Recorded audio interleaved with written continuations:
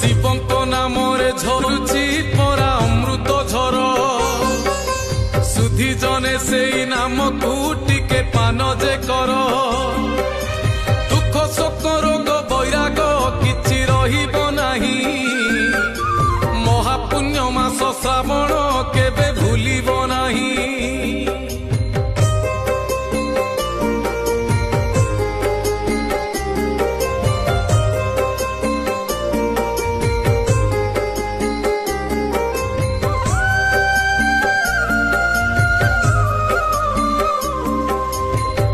देखी फल दियंती बाबा कपिलेश्वर पुण्य देखी पाखे नियंती बाबा धवलेश्वर।